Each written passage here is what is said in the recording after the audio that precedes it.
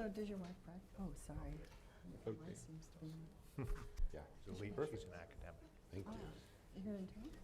Georgetown Law School. Oh, where's she teaching? Teaches What? international law. Oh, so she works with A.D. Brown Weiss and all. Yes, Yes. very good friend. Yeah, I just had lunch with A.D. earlier this week. Chuck and Edie, known for a while. Yeah. Very interesting.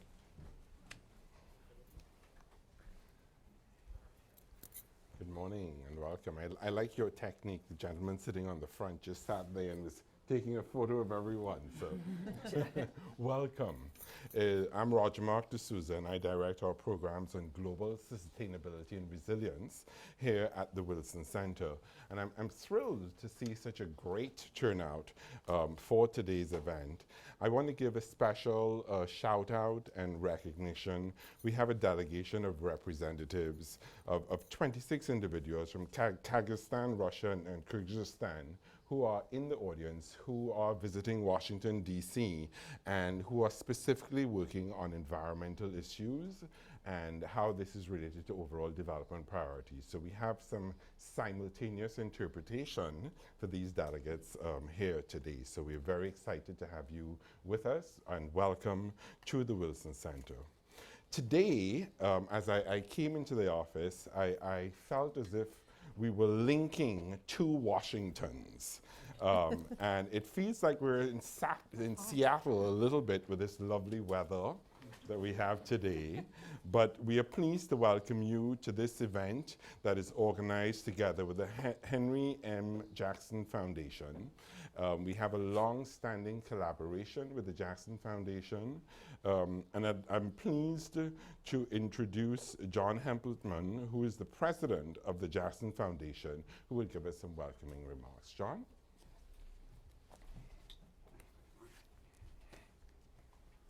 Well, good morning, everybody. As Roger Mark said, I'm from Seattle. Washington State, as you may remember, was the state long represented from the 1940s until, unfortunately, the senator's death in 1983 by U.S. Senator Henry M. Jackson. The Jackson Foundation was formed immediately after his untimely death to continue his legacy on issues like national security, energy policy, human rights, bipartisanship, and public service. So the foundation is very, very pleased to be here with you today, partnering with the Wilson Center to discuss this very timely topic. Senator Jackson was known most of his career, and certainly by journalists and by his fellow members of the Congress, as a senator who did his research. Scoop, as we called him, Scoop Jackson, reached out to academia, reached out beyond the advice he could get from the United States government or even from the Congressional Research Service, reached out to academia to get new perspectives and oftentimes deeper, more thorough perspectives on issues fundamental to the future of not just our country, but the world. And so this is an extraordinarily timely topic that we're going to address here today. As I said to Roger Mark this morning, you know, we've got a short period of time to address a very complicated subject, and I'm hoping, I'm a practicing lawyer in Seattle, I'm hoping we'll just identify the problem and figure out the solution. We can all go back this afternoon and know exactly what we're going to do to address this incredible accelerating change in the world. You hear that every day. I've done 2 different programs in DC this week, and you know, whether it's up at the Bipartisan Policy Center or the Carnegie Library where I was, or even watching CBS News this morning, you hear about accelerating change and the global impacts of that, and it's technology, it's energy policy, it is food policy, it is national, international security, and it seems to be spinning around us so fast that certainly we need to help our leadership, and we need to help those who are learning to be leaders, people who are in school or people who are just joining our public policy workforce, help them to understand how we approach these issues today and how we're going to have to approach them next week and next year. So we're delighted to be here. This is a great program. I'm looking forward to the answer. No pressure there.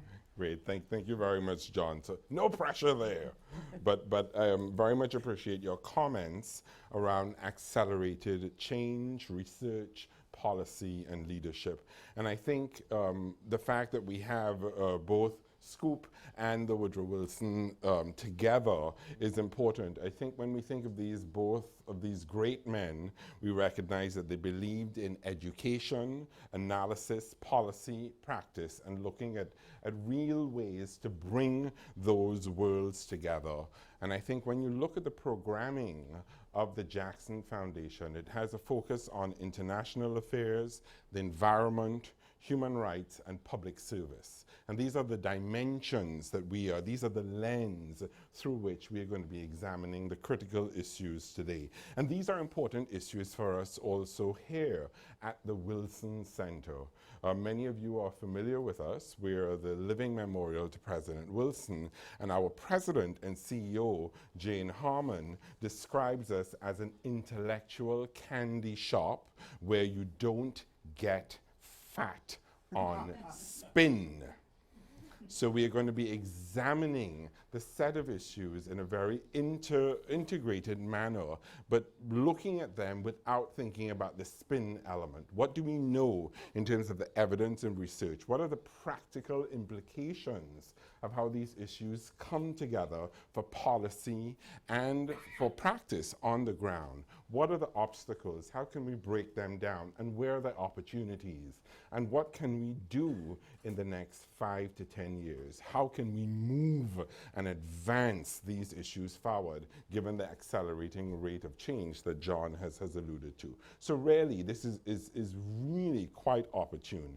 And I'm very excited because we have 5 excellent colleagues who I consider experts who are looking at these issues from their lanes of excellence, from their areas of practice. And we're going to start with Jim Scheer, who has served as the Deputy Assistant Secretary of Defense for Partnership Strategy and Stability Operations from 2009 to 2013.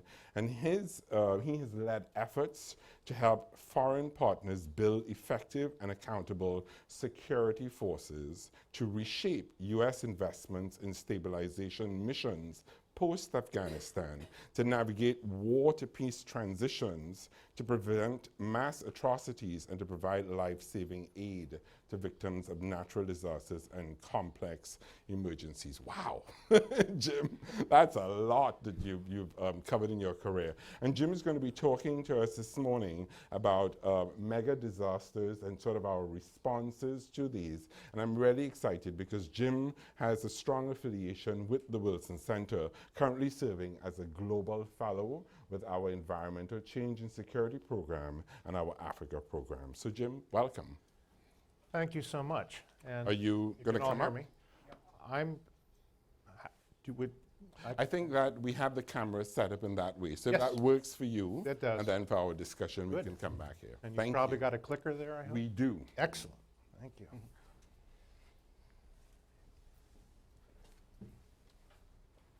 Well, thank you so much, Roger, Mark, and Wilson Center and Jackson Foundation colleagues for this great opportunity. When Roger Mark first recruited me for this, I thought I would be the caboose on the train, but now I'm on the front end. And I think that's because although this is a candy shop, my presentation will have a bit of a sour taste. It's a dark and ominous issue, so I'm hoping that as we go forward there'll be more optimism and we can end up on a high note. But there is some optimism here too. I shouldn't come across as gloomy and dark, even though we are talking about high-end disasters. I define a mega disaster in terms of its impact and cost. Impact in terms of numbers of lives lost, injured, illnesses, displacement, as well as costs of recovery.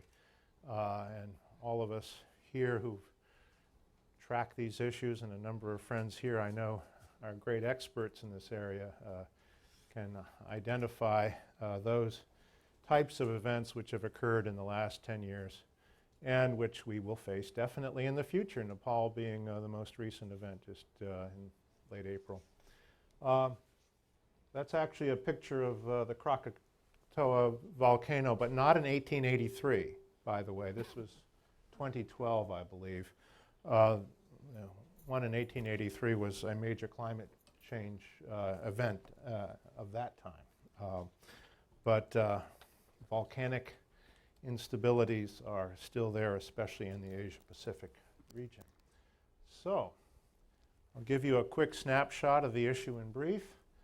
I think we're all aware that growing urbanization throughout parts of the developing world, especially in coastal areas, climate change and environmental issues, which a number of our colleagues will discuss in greater detail this morning, along with these enduring seismic hazards are heightening our vulnerabilities. Now, there's some good news. The resilience agenda is really being pushed forward. As I look at places like the Bay of Bengal and organized mass evacuations now relative to 20 years ago, it's just a huge difference in a very positive way. But there's still the issue where you get a disaster that overwhelms national capacity, the capacity of regions, districts, national governments, and so on. How do you respond in that case? And I would argue that to build toward a brighter future in this important mission set, we have to look at and try and unravel 4 interconnected challenges. It won't be easy. Each of them, however, can be addressed, I think, in a positive way. First, a few very basics. I think well understood speed of onset in a mega disaster can vary considerably. Earthquakes are very sudden. Hurricanes you can track, cyclones and typhoons, but they're rapid. Gradual enduring problems, famines and droughts, and continuous events, Ebola, infectious disease and transmission. Scope of impact, from very localized and small. Vargas, Venezuela, December 1999, 30,000 people killed in a very small part of the northern coastline of Venezuela due to enormous rain and mudslides and some chemical precursors that were stored unknown to the disaster responders at the time. Regional, Indian Ocean tsunami, 2004, 14 countries, over 200,000 casualties in that.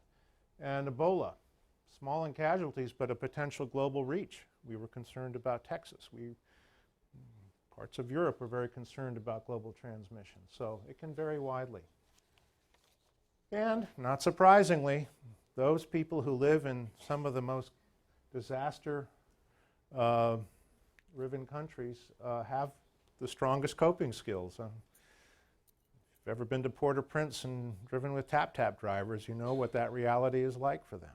So that inspires a lot of our folks downrange, the very courageous relief providers who go into these difficult situations. A few more basics. Obviously, context matters hugely. The socio-political context, it can be fairly permissive, it can be fragile and not very permissive or very hostile, in fact. And neighbors can either be part of the problem or part of the solution. It varies a lot depending on the context. And operationally, overall movement is so critical. Flowing aid to the communities, helping communities move to aid if they can't stay where they are, or to cross movement. And in each option, in each situation, there's a very forbidding landscape. Whether it's Haiti after Tuesday at 4:53 in the afternoon on January 12th, 2010. This picture was probably a few days later, walking toward a market. This is running from a shrine in Kathmandu just a few Saturdays ago. An earthquake, but also with an interesting set of other issues that were both stressors of vulnerability as well as potential threats.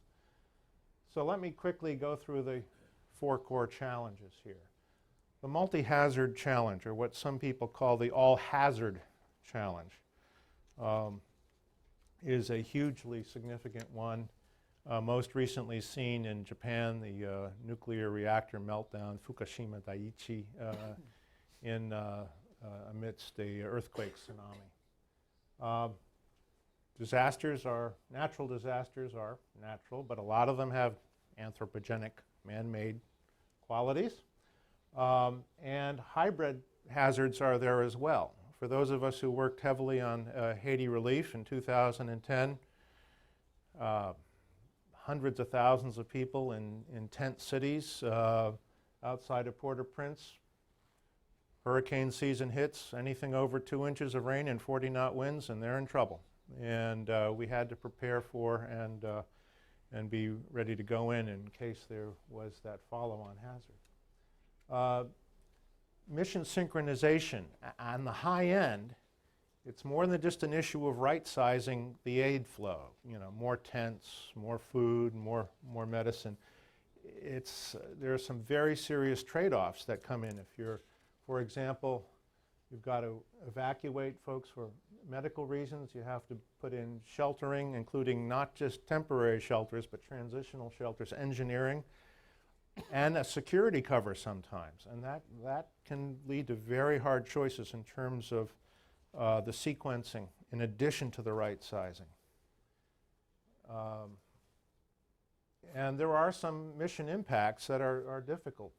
Post-surgical care, we can offer 21st century surgeries on board hospital ships floating outside of Port-au-Prince in the harbor. What kind of aftercare does a patient have if they go back into Port-au-Prince and there's 18th century health care waiting to receive them? What can we do in that case? Airdrops, food airdrops, oftentimes create as a lot of problems on the ground if they're not well done. They can create violence and riots. Temporary bridging, another problem which we can talk about later. So one has to be careful about the challenges. On the back end, orchestrating the transition from immediate life-saving relief to recovery, the bounce back, build back better term of art. I think that's President Bill Clinton's term initially. That transition's not easy.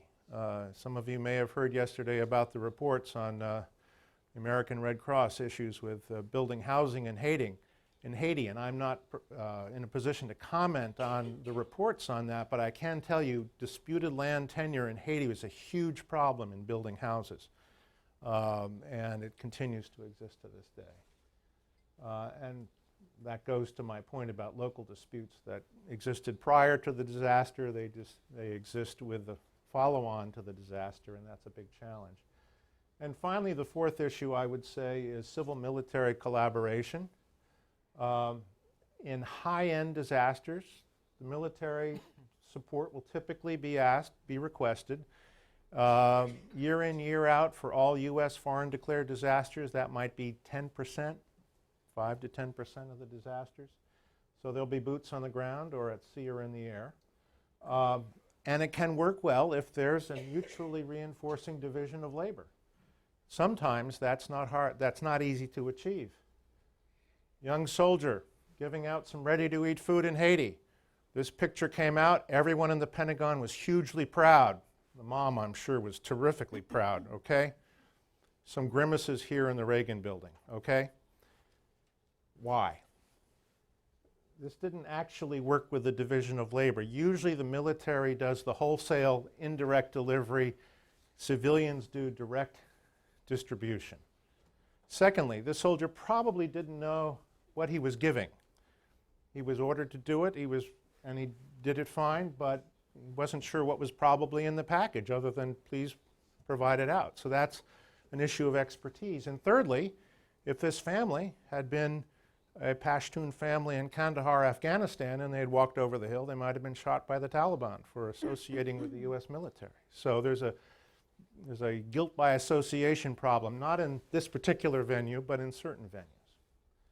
So a roadmap, and I'm going to quickly go through this, and we can talk more about it in the Q&A. Governance. we need to work harder on what I would call our upstream U.S. government collaboration to strengthen our downstream capacity, especially where there is multi-hazards, including chemical, biological, and radiological hazards.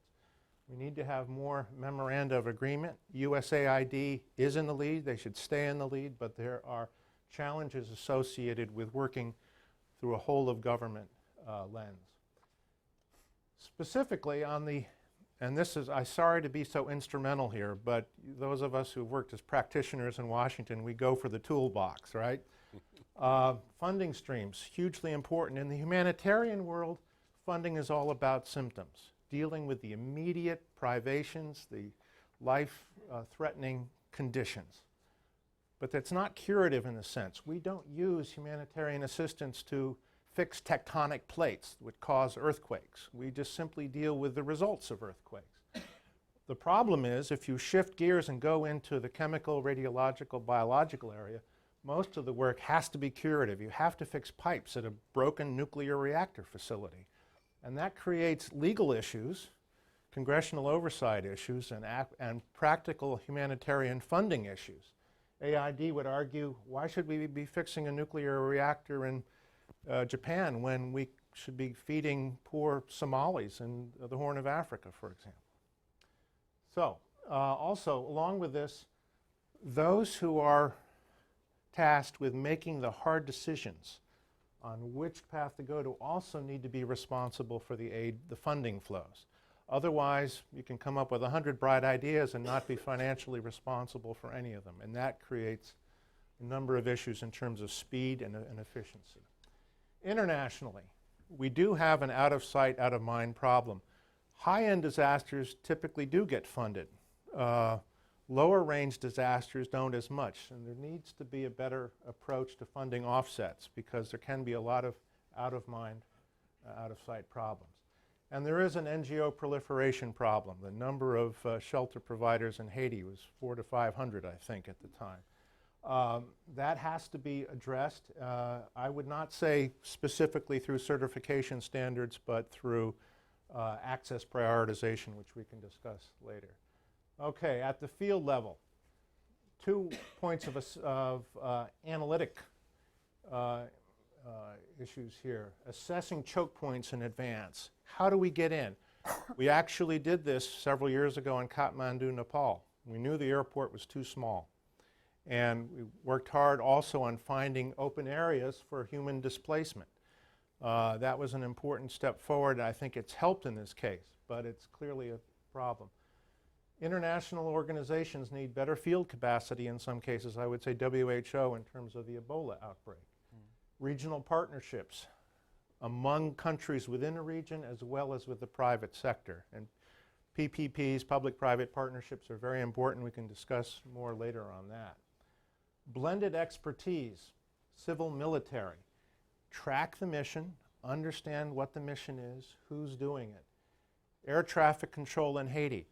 Our military guys, they knew how to bring in and out aircraft, but who should they approve to fly in quickly? First come, first serve doesn't work. You need a civilian expert to say the following 5 organizations are the best providers, give them access. When a disaster hits, you got to start the transition planning immediately. You got to move quickly to what's going to be the recovery piece. And then finally, work the social media impact. There's something we call the Anderson Cooper moment in Haiti, where the microphone gets shoved in your face. Sorry, Anderson. Managed to work out. Hugo Chavez accused us of building a tectonic bomb to justify our intervention into Haiti, and his public affairs did not get anywhere, so we were positive on that. Topics for further study. Multi-hazard mapping. I think that's a huge issue. Right now, there's very good mapping just sort of in the natural area, but the multi-hazard is still, I think, a voyage of discovery here. Enhanced responder training for multi-hazards environment, the donning and duffing issue we saw in Ebola as well as in non-infectious disease venues.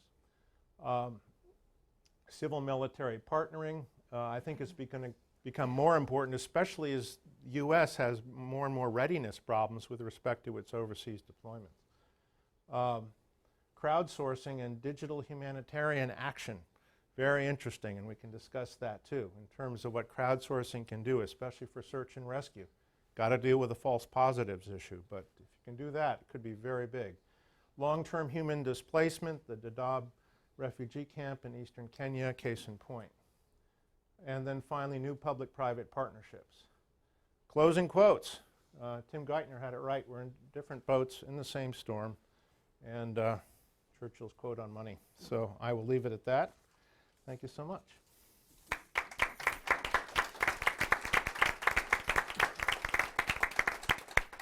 Thank you very much, Jim. That was great. So, gentlemen, we've run out of money now. We have to think. I really liked that you identified these 4 framing issues, the context, then talked about the different challenges. I think very much coming from a practitioner's perspective, and then took that to implications for governance at the field level and at the field level. So very practical implications. The background paper that Jim wrote to help us think about this starts by saying mega disasters cast an increasingly large shadow over global society's future. So I think that comes out quite clearly in your presentation. You teased us in a couple instances talking about the ways that we can engage the private sector. Could you talk just a little bit more about how we could, what have we learned from ways that we're engaging the private sector and where you see the greatest opportunities there? Number one, many players in the private sector have a big stake, positive stake in terms of effective disaster relief and building back better in areas where they have investments, where they have employees, and where their own value chain is affected, frankly, by major events, especially in the developing world. The challenge for U.S. government colleagues, I would say, in making the public-private connection work was always twofold. First of all, in a given partnership, is there any implicit product endorsement? That would be a problem for general counsel. Also, is there a concern over privileged access? In both those cases, we saw some, at least within my own department at the time, the Department of Defense, where that was a challenge we had to work through. But setting those aside, if those issues can be dealt with, I think there's huge interest, especially from the, I would again say parochially from the DoD standpoint, logistics. If you have empty cargo ships and they're not hauling stuff out of a country, they can be used to haul stuff into a country. So the logistics mobility can be a big plus. Excellent. Thank you very much, Jim. So now we're going to move to our second speaker, Ruth Greenspan Bell, colleague and friend, who now works as a public policy scholar at the Wilson Center. She's also a research associate at the Center for Decision Sciences and the Columbia Business School, and she's also a visiting scholar at the Environmental Law Institute. Ruth has been doing some very interesting work looking at behavioral social science and what it means in terms of remotivating human beings to engage with energy issues. So some fascinating work in that realm, I think really groundbreaking. So thank you, Ruth, for that work. And Ruth is going to be talking to us today about the climate change lens, looking at it through what she calls a complexity lens. So Ruth? Thank you. So let me make sure first I understand. I just press the bottom button there. If you press this, Jed. Press that one. Yeah. Okay. Yeah. I'm glad I asked. Right. So thank you so much to the organizers for inviting me to participate in this really useful exercise. My connection with Washington State is that my son and his family live in Green Lake, which is the district right after the neighborhood right adjacent to UW, right? Correct. So I'm with the program here. I was originally asked to address the part of the global challenges that have implications for action in the environmental arena. I knew what we really needed to talk about is climate change, and in fact a lot of people on this panel are going to be talking about climate change. There are many reasons, in my opinion, why we have not stepped to the plate sufficiently to address climate change, but one, I believe, is that climate has been stuck in what I call the environmental ghetto. It has not been approached as the threat multiplier that it really is. It's consigned to an environmental stovepipe. Climate change is the 800-pound gorilla in the corner of the room these days. The last thing I wanted to do today was to reinforce the idea that thinking about climate change is merely an environmental matter. I worked at one point at the State Department, and I became very aware of priorities in foreign affairs. Security and political are at the top of the pecking order. Environment and, frankly, human rights are not, certainly not in a sustained way. And attention to the environment will not make a career in that building. Of course, there's concern. And in fact, right now we have actually a Secretary of State who's incredibly concerned about these things. But it is not a priority. This is somewhat analogous to US polling, which indicates that a lot of people in the United States are really concerned about climate change, but they put it very low on the priority list. I understand why people must be alert when there is armed conflict, when fragile countries disintegrate. When bombs are flying, you don't have much choice.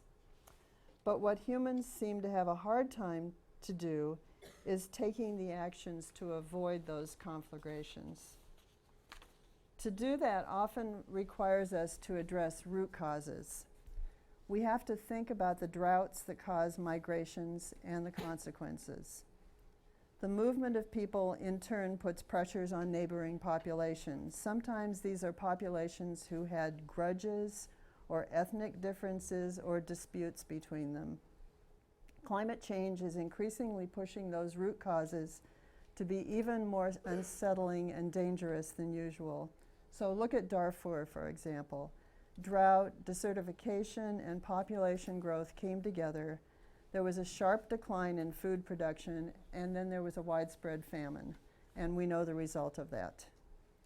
In Syria, something we read about every day in the news these days, a persistent drought devastated farming communities in the northeastern part of the country.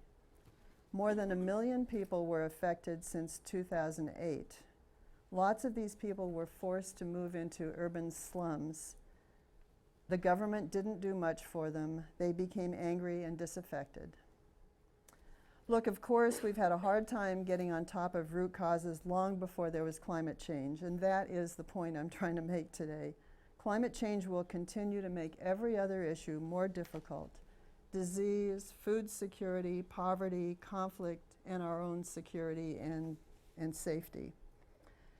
Despite this, we continue to look for one big solution to climate change. We resist looking at it as the multifaceted and quite complex problem that it is. Solving this problem internationally has been consigned to the UN process. You may remember this process. To me, it looks like a lot like Groundhog Day, if you've seen the movie, which to me, that's the most important philosophic movie I ever saw. A very interesting movie. Yearly repetitions of ritualistic meetings that end up in agendas for future meetings. The same people year after year. The exception of this was Copenhagen, and we can talk about that in Q&A if anybody has any interest. No rational person would, I'm supposed to change the slide here.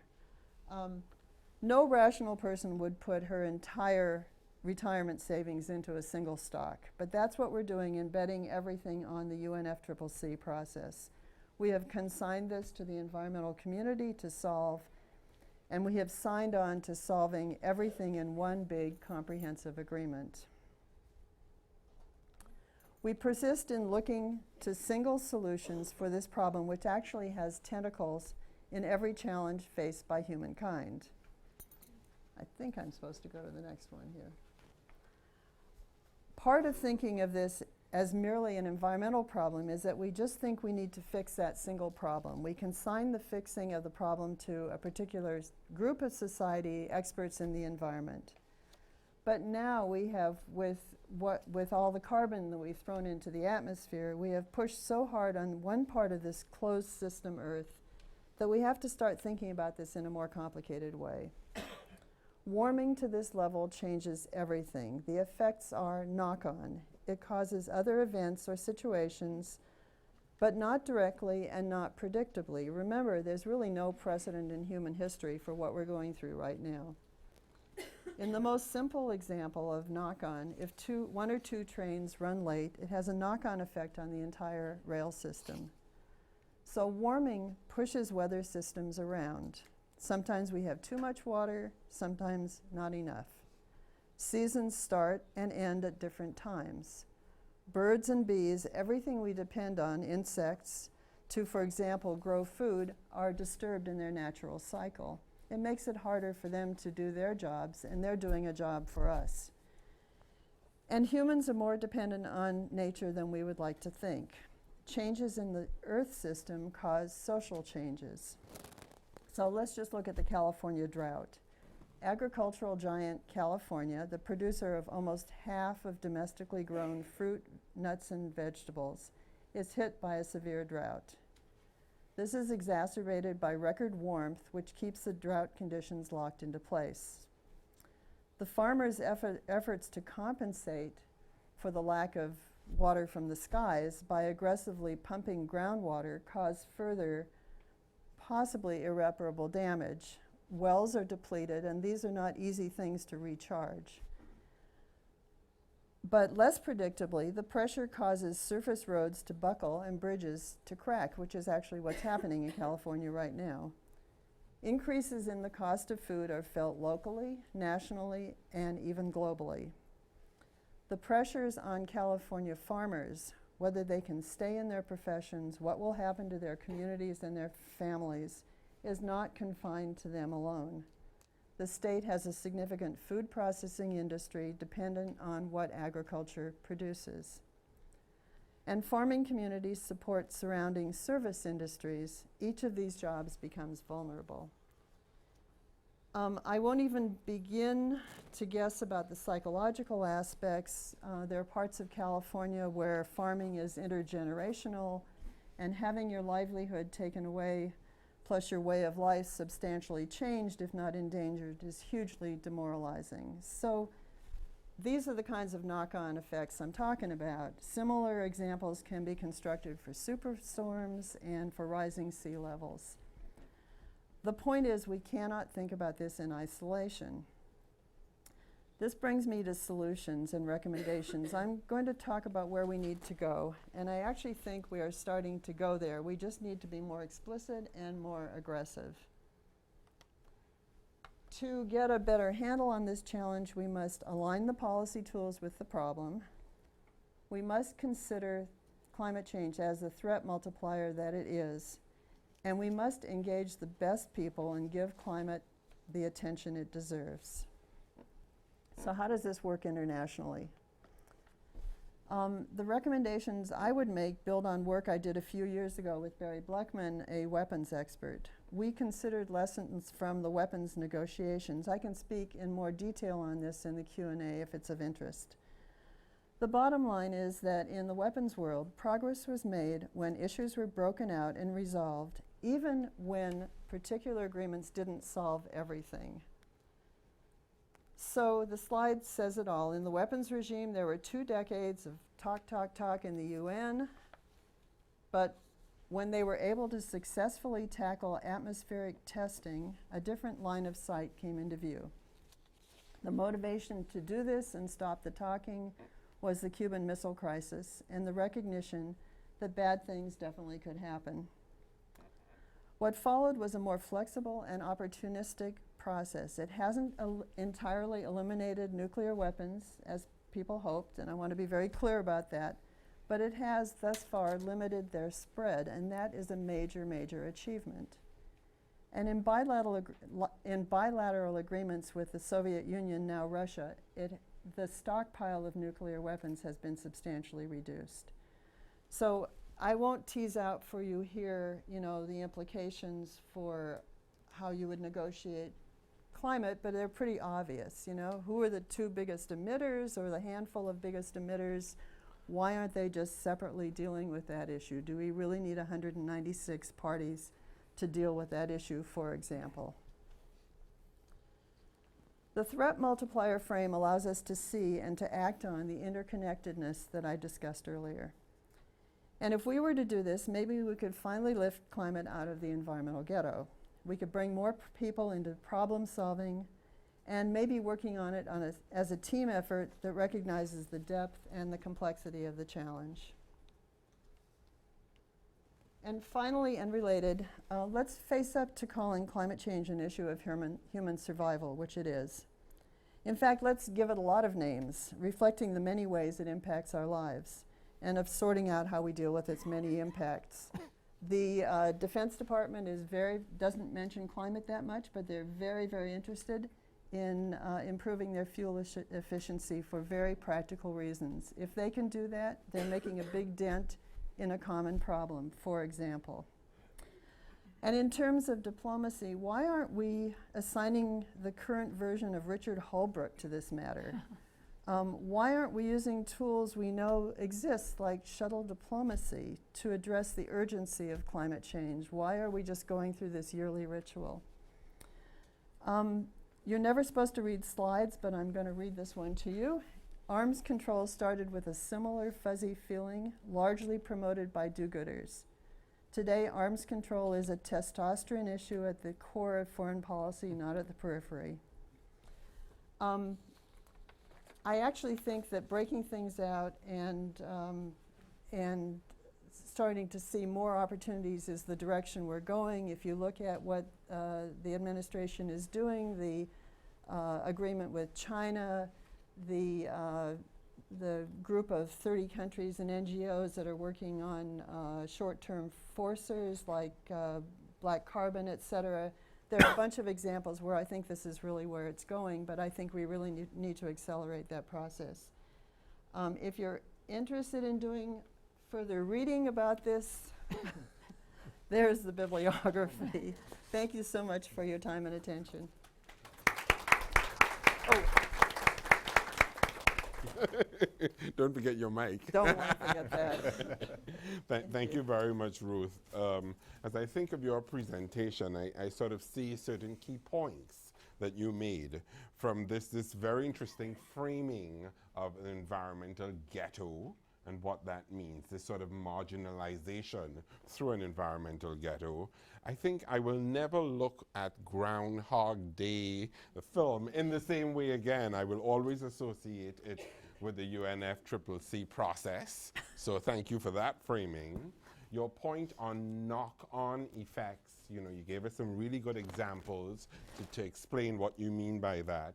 This, once again, thinking about climate change as a threat multiplier, having us think about alternative pathways and looking at what happened with weapons, and then reframing climate change as an issue of human survival, really making that a central focus of what we need to be focusing on moving forward. I was quite intrigued by your comment on Copenhagen. You seem to be very, not to be very, but you seem to be fairly positive about Copenhagen and what happened there. So I'd like you to talk just a little bit more about that and what can we learn from what you think happened at Copenhagen. Thank you. I think Copenhagen was a real missed opportunity. I know that a lot of people thought it was a failure. There has never been a time before where about 125 world leaders gathered pretty much unscripted to discuss this issue of climate change. And the solution they came out with was shocking to the environmental community because I've been part of that community. But in fact, that's what we're doing 5 years later in Paris, or what we're trying to do in Paris. We're looking to countries to make commitments and then to act on those. And it's too bad it took 5 years for folks to get their heads around that and finally get moving on it. Okay, good, thank you. So we're going to go on to our next speaker. Alice Thomas manages the Climate Displacement Program at Refugees International. And this program was launched in 2010 and seeks to increase understanding of the impact of extreme climate-related events on displacement. And they're working to advocate to government, donors, and the UN for improved policy, legal, and institutional responses. So with that framing, Alice is going to talk about climate change, human rights, and security. Great, thank you. Well, thank you all for coming today, and thank you also to Roger Mark and the Wilson Center for convening this event and for including me. So as Roger Mark said, I've been asked to address this very complex set of issues using a human rights lens, but also from my own experience bringing in some of the humanitarian issues and human security issues, which is a phrase that I prefer to use, into how to deal with this issue. I'm going to start out by giving you a brief overview of how climate change undermines human rights, and also mention that actions to address climate change can also undermine human rights. And then I'll provide two illustrations of what that looks like on the ground. And I'm also going to close with a few recommendations. Oh, I'm supposed to change the slides. Yes, thank you. That would be me. No, that's okay. Yeah. I think I can handle it. Okay. So it's been widely recognized by the Human Rights Council, by governments, by human rights experts that climate change will directly and indirectly undermine the realization and enjoyment of a wide range of human rights. They're listed here, but I'll focus on a few ones that are significant. The right to life. Climate change will pose direct and indirect threats to human lives, including an increase in the number of deaths, disease, and injury from heat waves, floods, storms, etc. As a consequence of climate change, food production is projected to decrease in poorer regions of the world, leading to more hunger. Loss of glaciers and snowpack will impact water availability for 1/6 of the world's population, who's reliant on melting snow from mountain ranges for their fresh water. The health impacts of climate change, which I think are particularly important and probably maybe one of the areas that we may see a wider public interest in this issue, are significant. Climate change is projected to impact the health of millions of people through not just an increase in malnutrition, but an increase in disease and disease vectors.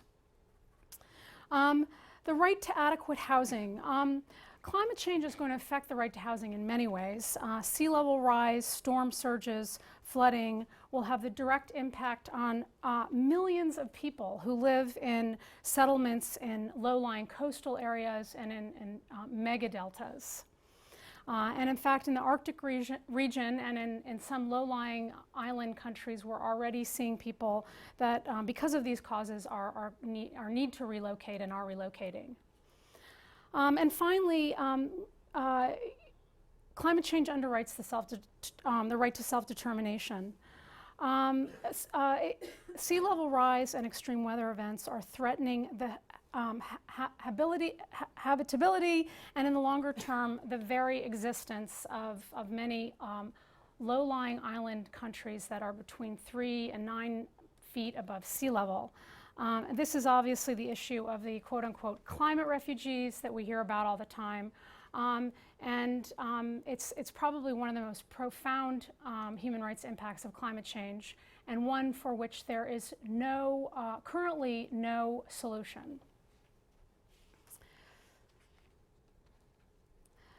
Unfortunately, these impacts are going to be felt disproportionately, and they will be felt disproportionately on certain people due to their geography, their gender, disability, or minority status, and it will be felt disproportionately on people that probably are not really contributing to the problem to begin with.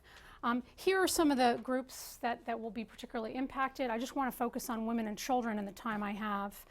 Women and children are particularly impacted by climate change, and it undermines their human rights. Women and children are more likely to suffer death or injury during extreme weather events and to experience disruptions of their social networks, family lives, and education in the aftermath of disasters. In their roles as farmers and in collecting water, women are more likely to be impacted negatively by food insecurity and water availability brought on by drought and water stress. Climate change-related events and stress have also been linked to other indirect harms on women and children, including increases in domestic violence, early marriage, sex trafficking, and child labor. So, what is the challenge we're looking at? Well, don't worry, I'm not going to try to explain this Venn diagram, which is very complicated. But I think it does show what we're looking at here and how the different factors and different trends come together, and how certain interactions, both interventions and other things, can either increase resilience or decrease resilience to these complex and some people call compounding risk areas. I think the most important takeaway that I have is that understanding the degree of risk that climate change poses to human rights and to human security requires an understanding of the pre-existing socioeconomic, political, cultural, and other factors that render certain people more vulnerable to climate change to begin with. But the effects of climate change can't be addressed in isolation, and they won't be experienced in isolation. They'll be experienced in a combination with other accelerating changes, and many of the other speakers have and will allude to these: rapid urbanization, population growth, etc. So I want to move more interestingly to the illustrations, and I'm going to use two illustrations of what does this really look like in the ground, and what are the challenges that these issues pose to developing conflict and fragile states, conflict-ridden and fragile states. Well, first of all, let's talk a little bit about, just briefly, climate change and conflict. The literature examining the link between climate change and armed conflict actually shows very little evidence that climate change directly triggers armed conflict. The studies do show, however, that many factors that are linked to a higher risk of violent conflict, which includes slow rates of economic growth, low per capita income, economic shocks, are themselves sensitive to climate change. More importantly, ongoing or recent conflict renders governments, institutions, and people highly vulnerable to climate change and less resilient to its impacts. So let's describe how this played out in the Horn of Africa and in Somalia in 2011 and 2012. As most of you know, in 2011, the Horn of Africa suffered from a very serious drought. In Somalia, however, decades of armed conflict had severely weakened the capacity of people to cope with the drought. And to begin with, Somalia was a country where the vast majority of people are reliant on rain-fed agriculture to survive. They're farmers and pastoralists. The lack of a functioning government meant that, unlike California, there was nobody there to help these people when they needed water and food. And in addition to that, international humanitarian actors had a very difficult time accessing people inside Somalia who needed assistance. And that was due to the ongoing violence, but also the fact that humanitarians themselves are now often a target of violence. The result is that whereas there was a drought in Ethiopia, a drought in Kenya, in Somalia the drought becomes a famine. More than 250,000 people died. 1 million were internally displaced. That was 1/10 of the country's population. And close to 1 million people were forced to flee to neighboring countries just to survive, essentially. Now, as we mentioned the Dadaab refugee camp where many of those people went, we're now along, 5 years later, many of those people are obviously still there, and the ongoing insecurity in Somalia has made it very hard for them to go back. But another factor is that ongoing environmental degradation and climate change has made it harder for people who are going back to recover their livelihoods. So now we see climate change becoming not only a cause of displacement, but it's an obstacle to return. The second example I'd like to use, very, very different context, is the Philippines and Typhoon Haiyan. And focus a little bit more in how a different type of displacement. So climate change obviously is anticipated to expect in more weather-related hazards. We've seen that already. Every year, on average, 23 million people are newly displaced by sudden onset natural hazards, and that is primarily floods and storms. And that is far more people that are displaced every year by conflict. But it's also recognized that human factors significantly contribute to the extent of damages disasters cause. Poor development, lack of land use planning, substandard housing and infrastructure, rapid urbanization, environmental degradation, the list goes on. These also contribute to disaster-related deaths, losses, and displacement. So how did this play out in the Philippines? Well, the Philippines is unlike Somalia, it's a middle-income developing country. It has actually quite a strong system of governance. It has good disaster risk reduction management institutions in place. But then the strongest storm on record makes landfall there. And this is where we have to remember that these events are, again, outside the normal. So whereas the Philippines gets 15 to 20 typhoons every year, when you have 200-mile-an-hour sustained winds on landfall, there's nothing, believe me, I was there, nothing is standing afterwards. The typhoon displaced 4 million people, most of whom were poor and lived in informal settlements along the coast. Following the typhoon, the government decides to put in place a no-build zone in order to protect people from future displacement. So along the coastal areas, those people who had lived in those areas couldn't go back, and the government was planning to resettle them elsewhere. But the problem is that the plan was poorly implemented, and it also didn't recognize the rights of the affected people. And a year later, more than a year later, when I went back, there were tens of thousands of people that were still displaced. And where resettlement was going on, people were being moved to land that didn't have water, electricity, or access to services. So it's a good example not only of how climate change effects impact the poorest people, but also how interventions, if they don't respect human rights, can also serve to actually increase vulnerabilities and undermine resilience. So moving finally to the recommendations, I mean, I echo what both Ruth and James said, and many of the things they said, and there's some overlap here. I mean, I definitely believe we need to focus on how climate change is affecting fragile and conflict-ridden states. At present, 43% of the world's poor live in countries that are considered fragile, and 80% of overseas development assistance goes to fragile states. But there are very few examples of how adaptation programming or funding are channeling that money to build resilience of populations to climate risk. And I'll give a little, spoiler alert for the G7 report that the Wilson Center has contributed to, that's going to be released, I think, here in a few weeks. I think it's called A New Climate for Peace, that focuses specifically on the need to better address climate risk in fragile and conflict-ridden states. The second recommendation is about pooling funding as a strategy for breaking down the silos that we currently see. As James alluded to, humanitarians often get stuck with responding to these mega disasters. There are very, very few investments. In fact, less than 1% of ODA goes into programs to reduce disaster risk. And that is a big problem.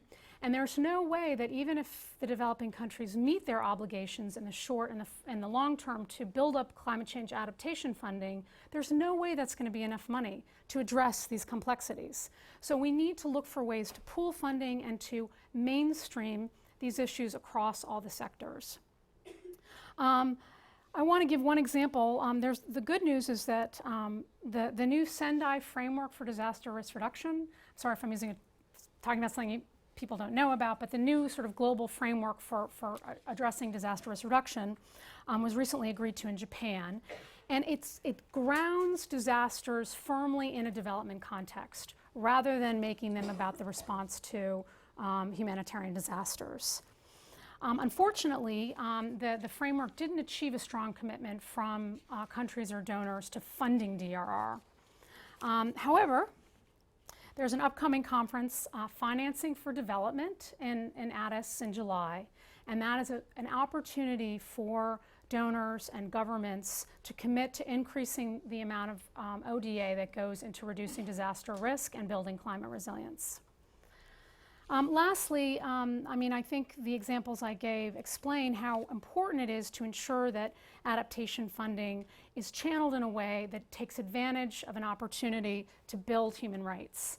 And I'm going to use example, again, back to the example I like to use, or the recommendation, relates to my own field, and that is the fact that very few countries have in their adaptation plans how to deal with displacement from disasters. And the example of the Philippines shows that they didn't have a legal framework or an institutional framework in place to move people out of harm's way. So what happens is that post-disaster, which is what happened, the same thing in the Indian Ocean tsunami, there's a hasty effort to get people out of tents and move them somewhere else, but it's done in a way that creates more vulnerabilities and undermines human rights. So I urge development and humanitarian and DRR funders to look for opportunities to channel this funding in a way that promotes rights. Thanks very much, and I look forward to the Q&A.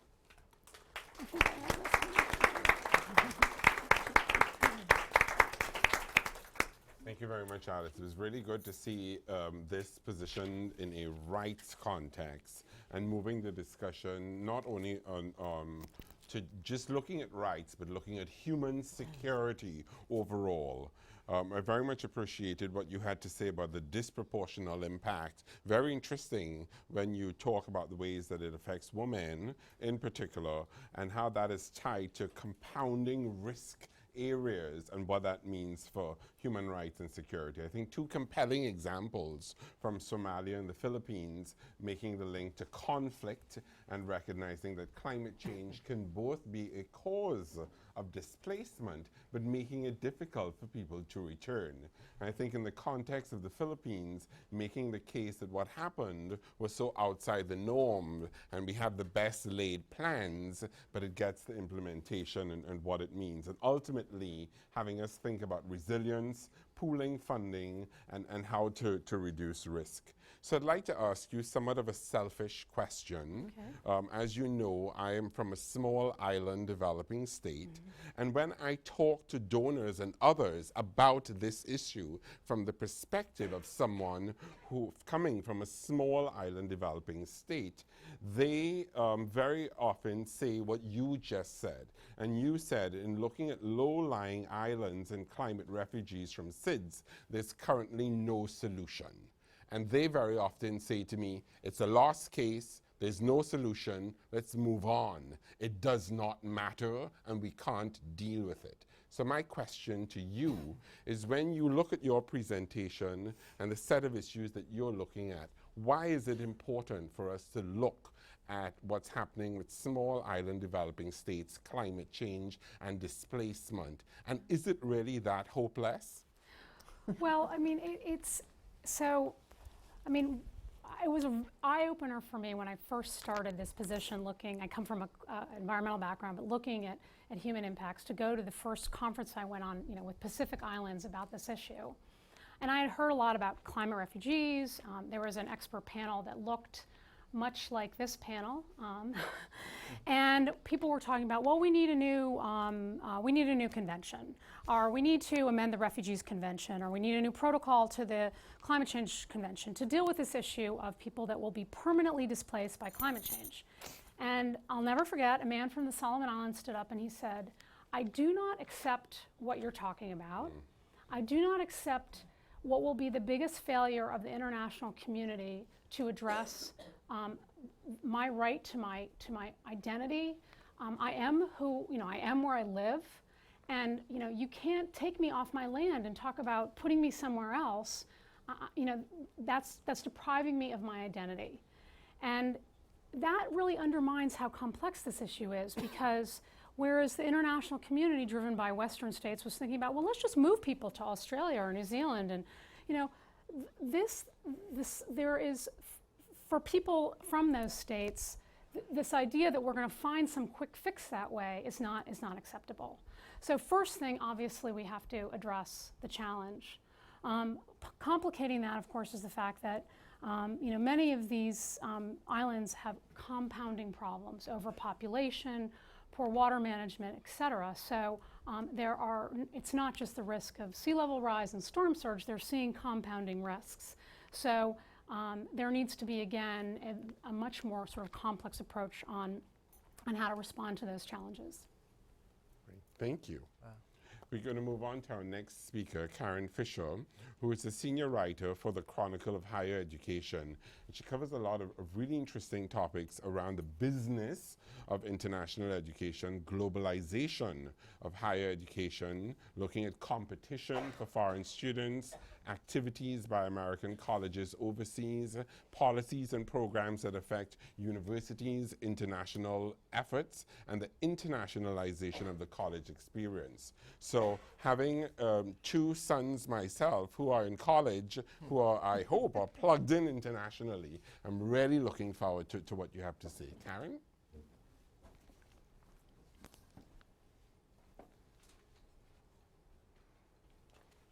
Great. Well, thank you very much for having me here. I'm kind of a PowerPoint Luddite, so I won't have kind of eye candy for you as much for my time to talk.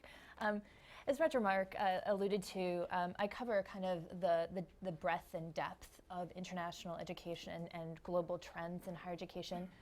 But for the sake of time, I'm going to kind of try to focus my remarks here on a couple of things.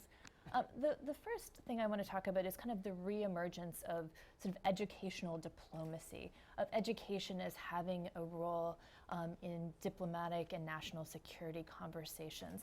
Now, I say reemergence because, of course, this is something that that happened in the past. If you think about post-World War II, the emergence of the conversation that led to the development of probably the signature program that exists for student and scholarly exchange, which is the Fulbright program. That really arose out of really some national security conversations, specifically Senator Fulbright of Arkansas, kind of looking at the devastation and horror of World War II and saying, what can we do? What kinds of policies can we put in place to ensure that this doesn't happen again? And he really firmly believed that education is a way of turning nations into people, and by which he meant if you are in classrooms and residence halls together, if you become students together, if you could become scholarly colleagues together, then you see each other as people. You don't see each other as sort of abstract countries, and then hopefully you won't go to war with one another. And so in its 60 plus years, Fulbright has sent hundreds and thousands of Americans, students and scholars both, to study and do research overseas. It also operates in the other direction and brings foreign nationals here for that purpose. It counts among its alumni more than 30 heads of state, including several current ones. And it's not just a kind of a governmental elite that it's brought over. There are leaders in the business community, in the academic community, cultural, philanthropic, all over the world. But by reemergence, I would argue that the current administration, more than many recent administrations, has kind of returned to those roots of seeing educational and scholarly exchange as playing a more important role in these conversations about national security and diplomacy. There are some specific kind of sons or grandsons of Fulbright that have been started under the Obama administration that focus on sending Americans out and bringing foreign students and scholars in. Probably the best known is 100,000 Strong to China, which has supposedly met its goal, which was to send 100,000 Americans to China. There's since been a similar program started for Latin America, and also another program called Passport to India, which seeks to raise Americans' interest in studying abroad in India. And the argument for all of these is that these are very important for places of the world that Americans need to know more about, that they need to become engaged and immersed in. And so it's important for there be more leadership on this. But I would also suggest that these are not the only routes that we can sort of see this role of education as a tool of diplomacy. Education has become, when the administration has been doing bilateral negotiations with places like India and Indonesia, you see education, in particular higher education, as part of those conversations and the programs and initiatives that spin off from it. I think it's probably worth noting that we all know the recent actions with Cuba and the opening of relations there, and one of the very first moves into Cuba was to allow students and educational programs to once again return to Cuba. Of course, this is not exclusive to the United States. A number of other countries are kind of using education and higher education in the same way. One of the sort of most prominent is Saudi Arabia, which post 9/11, sort of the Saudis, I think, thought, how do we repair relations with the West, and particularly with America? And one of the signature programs, really under the late King Abdullah, was the scholarship program started in his name that he started, which last year sent nearly 55,000 Saudis just to the United States alone. Now, part of that is to address some real economic and training concerns in the kingdom, but it's also meant to try to kind of re-engage with the US and with the West. And one other kind of program I'd throw out, which unlike the ones that I've talked about is not so much focused on student and scholarly exchange, is under China. They've made kind of cultural diplomacy, soft diplomacy, a very important part of their international outreach through their Confucius Institutes, which are their language and scholarly institutes, mostly at universities all over the world. There's more than 80 here in the United States. And so they're not sending students through those.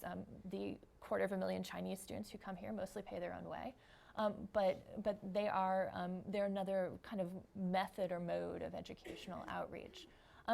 So while I've said that there's kind of this more kind of government-driven, top-down intentionality in kind of international educational engagement, I would also argue that the other trend we're seeing is a lot more kind of ad hoc engagement by individual students, individual families, that's underpinning kind of more student mobility than internationally than we've ever seen. The United States is, of course, the largest destination for international students. We get about 750,000 students here, according to the most recent numbers. Again, the China is the largest sender of students, and nearly 1 in 3 of those students are from China. One thing I would say that is sort of we should think about is, even though these students aren't coming through some kind of government initiative, they still really, their presence here has the potential really of affecting how the United States is seen in specific countries and around the world. Today, in some ways, the international student body is somewhat less diverse. I mean, you've never had 1 in 3 foreign students be from a single country, as China is dominant today. On the other hand, we're seeing some more diversity. We have a lot more undergraduates than we have in the past, and these students are less from kind of the elites than they were previously. And so, when you used to come to study in America, you were either an economic elite, you were rich and you could pay to come here, or you were sort of an educational elite. That is, you would be somebody who an American university would give a scholarship to, and you would come for graduate studies. And today we're seeing a lot more undergraduates, younger students from kind of emerging middle classes in developing countries, China, India, Korea is number 3. And so, those students have the potential to go back. Most of them, unlike when we were bringing graduates over to this country, many of them stayed and are the faculty in our universities today. Many, if not most, because of our visa policy. They can't stay if they wanted to. Many of these students will go back to their home countries.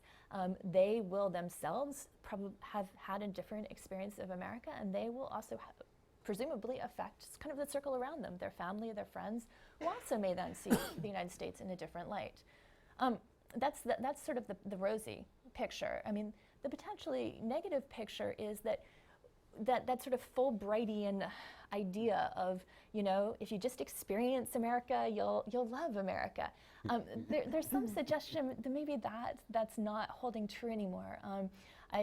There's a recent study, and now the sample size was very small. That's a caveat, but I also have seen it sort of anecdotally, where this study found that rather than kind of becoming more attuned to the United States and to American values, some foreign students, and particularly students from China, were becoming, in fact, more nationalistic, and they were harboring greater anti-American sentiment than their counterparts who were staying in China. And this may be because one thing I think that colleges have been struggling with, particularly because of this uptick in international students that has happened since 9/11, has been very sudden, is that they're really struggling to integrate with their American classmates. And you know, there was another study that suggested that one third of foreign students said they had no American friends whatsoever. And so if the notion is that we bring students over here and they come to get to know America, I mean, is that possible if they're not actually getting to know Americans? And so is that kind of compact that's underlaid this whole notion of educational exchanges, is that being weakened? The other thing I would mention is that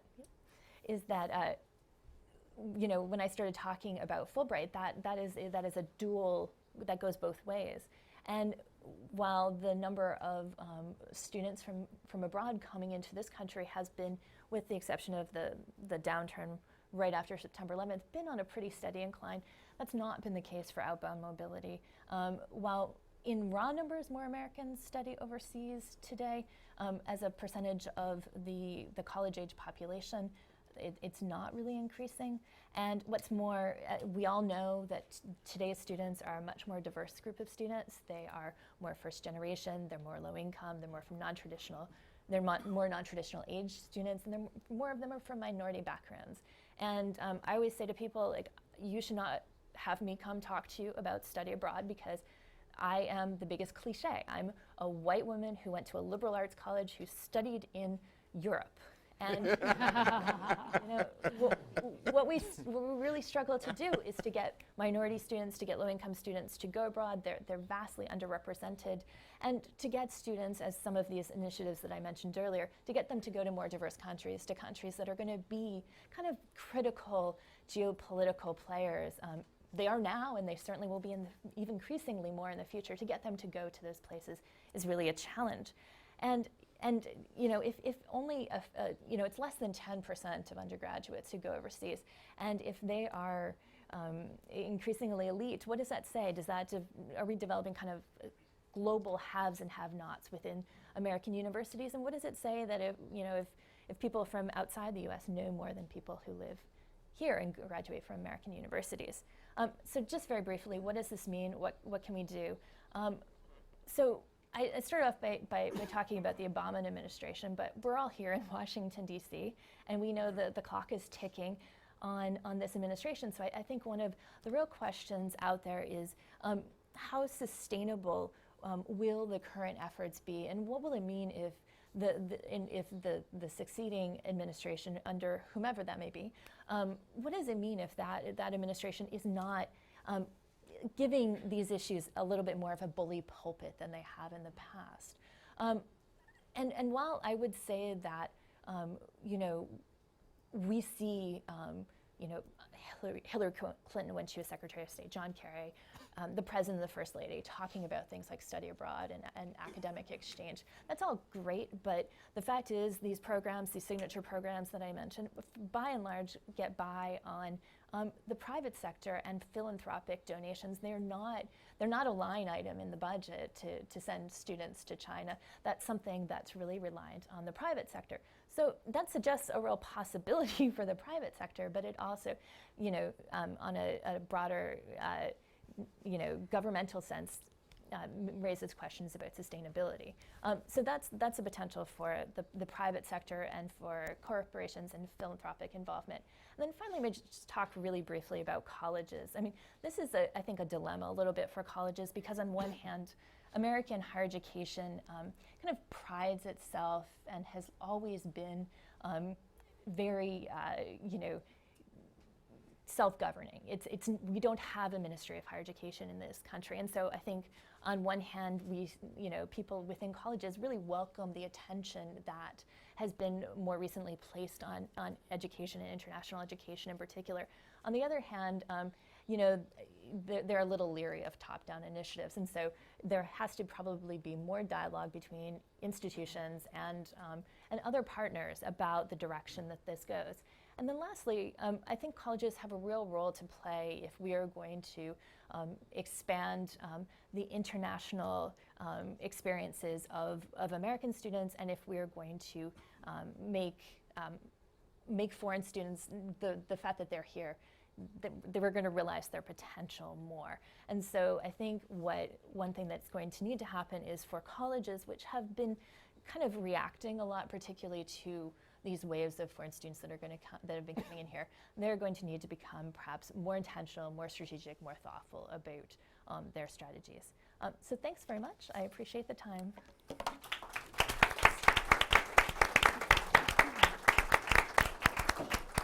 Thank you, Karen. So starting with thinking about educational diplomacy and what it means for national security, and making the link to economic and trade programs, and recognizing that some of this is government driven, but more and more we're seeing ad hoc initiatives, and this sort of Fulbrightian rosy picture of what can be accomplished, but some underlying realities that we see that may lead to more isolation, and looking at the degree to which these types of programs can help those involved in them service critical geopolitical players, and the role of colleges. So Karen, one of the things that intrigued me in your background paper, you specifically talked about repositioning study abroad's value proposition away from a purely cultural experience to one that is more closely aligned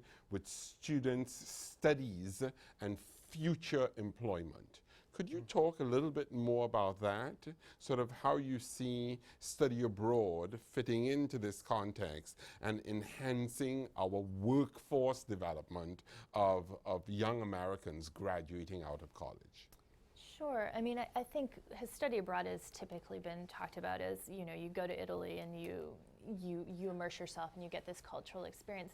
And there's really some questions about whether that speaks to who today's college students are. I mean, for one, if you want to get, a more diverse set of students abroad, if you're talking to a black student who's at a majority white institution, that may be a culturally immersive experience to them. I mean, that may not be, they don't need to go to Italy. They can probably stay at their own institution if they want to have a different cultural immersion.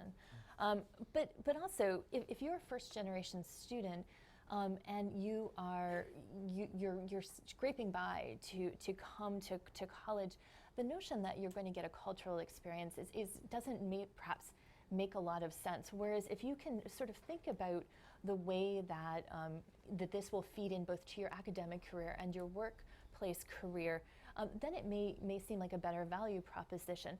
And the fact is that there's been a number of studies that when you talk to employers, they actually value a lot of the things that you get when you work and live and operate in a more global or more cross-cultural environment. And possibly one of the challenges that we have, I mean, aside from the fact that most of our students aren't getting that, is that those who are don't always know how to talk about it. So how do you sort of position that and sell that for the market afterwards? Great, thank you, fascinating. So our final speaker is Ted Adams, who manages Peace Corps' National Service and Volunteer Sending Partnership Portfolio, supporting the Peace Corps' efforts to collaborate with organizations and institutions that share goals around inspiring, supporting, and leveraging the potential of volunteer service, both within the United States and across the globe. And Ted is going to talk to us about on the ground, being on the ground in an age of global change. Ted? Great. Thank you very much, Roger Mark. This is my first trip to the candy shop. I can see evidence of it by all the scribbling on my paper as I take in everything that you all have spoken about today and relate it to our model. And I may fall victim to stereotype of the optimistic Peace Corps volunteer here to talk about this model, but it's a real pleasure to be here. I'm a little bit daunted, frankly, to be up with so many experts who have really dove in deep into these issues. But I also think there's no better place for the Peace Corps to be, and that is really what Peace Corps is today, is very engaged in how our volunteer platform, how the volunteer experience, and how our contribution to sustainable development is impacting the field, and how are we engaged with the volunteer sector as a whole, both domestically and internationally. So I was asked to speak today about the trends in the volunteer sector as it relates to global events. And while I'm not a climate expert, I brought one with me. It's kind of like I play one on TV. So, but you know, we are very engaged in a topic, and I wanted to kind of open up the door to Peace Corps a little bit to give you a glimpse inside, somewhat selfishly, to engage in these conversations, and also to offer or propose a volunteer platform or a volunteer sector, really, that is alive and well, and I think has yet to reach its real potential in terms of engaging around sustainable development. So the Peace Corps mission to promote peace and goodwill. Everything we do at Peace Corps headquarters revolves around these three principles and goals. It's relevant because it's not strictly a development play. It's about building local capacity on the ground, working alongside communities with community leaders. It's also about diplomacy, sharing American values with the world and having that exchange within other cultures for Americans. And then thirdly, it's bringing it back home. And that's the what are you going to do with it now piece of our mission. And really, every person who works at the Peace Corps headquarters lives and breathes this motto. So from day one, there's a constant conversation at the water cooler and debates around we're a development agency, no, we're a volunteering agency, those things. And that will continue forever. So it's a good, healthy tension. But that is really the guts of what Peace Corps is all about. Quickly, there are right now nearly 7,000 volunteers serving in Peace Corps right now in 64 countries, host countries around the world. To date, nearly 220,000 volunteers have served in the Peace Corps since it was founded in 1961 in 140 countries. Are there any Peace Corps volunteers in the room? All right, quite a few. All right, that's great to hear. You'll be quizzed later on various information. Just a quick snapshot of who the volunteers are. 20 range from 20 to 79 years old, and 7% of our volunteers fall in this over 50 category. More of a demographic shift that we see. And the ratio of women to men is understandably 62 or higher women to men, probably not surprising. We work in really 6 key areas: education, health, community economic development, environment, youth and development, and agriculture. And the model, I just wanted to spend a second about the model because it kind of defines how Peace Corps looks at its role in building community at the local level. It has to do with really the programming of it. It's 2 years or 27 months. And if you've been in Peace Corps, you count every single day. But with 3 months of training in country and then 2 years of service deployed in a community, placed with a local counterpart organization or nonprofit organization. Mostly rural placements. It's distinguished. It's distinctively, we'd only go into countries that we're invited to serve, and priorities are set by local communities and host governments, and it's based on need. I think it's relevant, particularly for this conversation, that Peace Corps is probably on a spectrum of stability, right, when we talk about disasters, because as part of our mission to deploy volunteers safely and securely, we care about the Americans abroad who are in these communities and do everything we can to make sure they're safe. So, I think that it's not always safe. It's dangerous work, and things happen. In the first presentation, I was reminded of, oh yeah, I remember when the volcano in Quito erupted and the government was overthrown. I kind of forgot about that. So anyway, so there's this, I want to kind of earmark that in the context of this conversation, but I do think it's still the potential and the groundwork that can be laid by being in communities locally, having presence on the ground, building relationships, humanizing each other in the communities, and building trust over an extended period of time, understanding the language. That is part of the secret sauce of Peace Corps, and I think leads to a lot of potential of this kind of volunteer sending framework. Quickly, education makes up the largest share of our volunteers, at 38%. Then health, and then environment and agriculture make up 17%, and that's really combining those in terms of the context of climate change. So let's talk about climate change at Peace Corps. And our work is to safely deploy and support thousands of American volunteers to live and work alongside local leaders, right? And they're in many of the world's most remote or most vulnerable communities. So consequently, the need to understand understand climate change and address it and think about it strategically touches every part of the organization. This map is the ND gain index, which many of you in the room probably know more about than I do. But it's fascinating, and it's a project of Notre Dame Global Adaptation Index. It comes out of University of Notre Dame, and it summarizes a country's vulnerability to climate change, for those of you who don't know, and it looks at these macro indicators and rolls them up.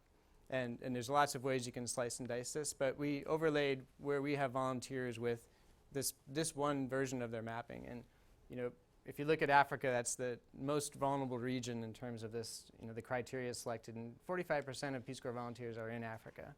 So it matters to our universe specifically. So the environment, Peace Corps and the environment, around 17% of our volunteers conduct activities in the environment, and I've kind of outlined, they cover kind of these different categories around environmental education, sustainable food security, waste management, climate smart agriculture, improved technologies like cook stoves, reforestation, environmental management, natural resource management. These are the different program and activities that volunteers are provided with technical assistance and support around working with communities based on the community need and a community needs assessment. And then, in 2014, some context, volunteers planted 1 million trees. They trained 12,000 students in environmental issues. They supported construction of 1,000 cook stoves and implemented nearly 70 waste management programs. I think, so again, effective, right? This is one program. We're small, we're nimble, and we're small, and then there's an upside of that too. But when we approach climate change, I think the biggest theme I find is it's really about connecting the dots for us in how we approach it. We're trying to, and a lot of people have alluded to it with much more complexity and sophistication than I am articulating it here, but adapting solutions to fit really the new realities, and making these changes at the community level relevant to the people who need them. And that's how you get, that comes from people you living alongside them day in, day out, working with them, learning about what they do, what they feel, what they think, and building trust. And then understanding helping them understand too how a particular problem is connected to other problems in their community. And then it's about obviously applying the expertise, packaging up the expertise in a way that is accessible to the community, is implementable for the Peace Corps volunteer, and within the timeline and with the resources available. And then finally, it's securing resources to initiate and sustain projects. Even the cook stove projects require initial funding and resources that a lot of the communities don't have. So those are the three kind of components that I think we're finding in climate change that makes it more complex, but that we really have to develop these tools to look at all the connections. If you look at what makes this such an important solution, so if you look at the case of a cook stove, for example, you've got, the cook stove, you may have a health volunteer wanting to improve the health conditions for someone, a cooking environment, because it's an old stove that's polluting it and making their children and families sick. So what they're doing is updating technology, using more modern technology to do new cook stoves, and the implications of that impact health, but they also reduce the amount of food or wood that they have to burn and have to collect, which increases their fuel security for cooking their meals. And then there's not as much deforestation, so that affects the carbon sinks and the capacity to keep forests healthy and ecosystems healthy. And so it's connecting all those things to volunteers and with them, with the communities they serve. I think that building resilient and thriving communities has always been at the center of Peace Corps' mission, and building this resiliency in this shadow of climate change is as critical as ever. Community-based volunteering in its many forms can be a critical piece of the sustainable development puzzle. And there are three themes that I have observed in these kind of first months in my role, engaging conversations with the international and national volunteering sector, but also backed up by my work in the trenches of volunteerism. And the first one is that the volunteer sending model can really accelerate understanding and solutions around climate change. I think it brings the hearts and minds and capabilities of volunteers to the front lines of climate change. And volunteers stand to make immediate impact through their service and also bring a critical perspective back home that can inform and shape American and global conversation around climate change. So how many of you in the room who are Peace Corps volunteers were influenced by, your Peace Corps experience informed your career choices? Would you say it had somewhere along the way? I mean, we say that about everything in life, but particularly the fields that volunteers go into.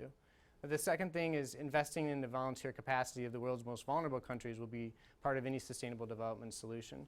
And I think that's critical when you look at building the volunteer capacity of our host countries is so important. It's actually part of our charter at Peace Corps to help them develop their own capacity, their own civic engagement, that own culture of service. So that's a big part of it. And then I think finally, we are in an age of, I think the other part of this volunteer sending model is that we should really continue to build a culture and support and expectation around Americans volunteering abroad. I think Peace Corps is at the heart of that conversation, along with the U.S. National Service Movement. And we're really working hard to remove hurdles to have that volunteer experience and make it part of and providing the support to make that happen. So, thank you.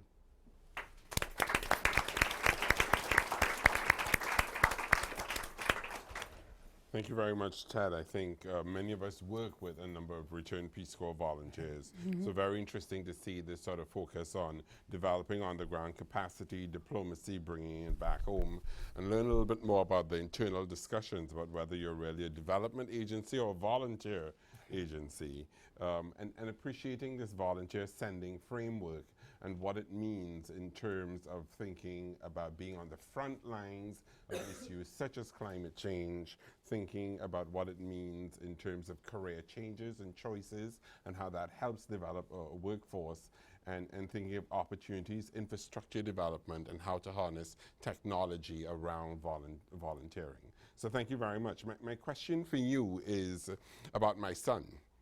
So my son, right he is born and bred in the United States, is studying in Canada, is a second-year student, is studying anthropology. He has 2 minors in human rights and the environment. His father had no influence in his choices there. And he's interested in being a Peace Corps volunteer. And he has spoken to returned Peace Corps volunteers and has gotten 2 pictures. He's heard from some volunteers who say, you know what, the Peace Corps set me up to do this, and when I got to my local community, I discovered that that was not what the local community wanted at all. So it was somewhat of a frustrating experience, but they learned a lot. And then others echo what you say. This was the most formative experience. It really informed my life decisions subsequently. So my son is asking me for advice. What should I say to him? Well, I mean, every program is different, which is also a good thing, because the programs grow out of the needs on the ground and the resources on the ground. I know that posts work really hard to. We have an effort, from the headquarters end to focus in and train up and be really focused in our impact that we can make in that 2-year time slot for volunteers. Yet, when they get on the ground, reality is different, and so they try very hard to meet somewhere in the middle to make that happen. So I think overall the culture is to help give focus going in so that people know what the objectives are, but like life, Right. be that's open right. to Like life. rolling with it. So. Great.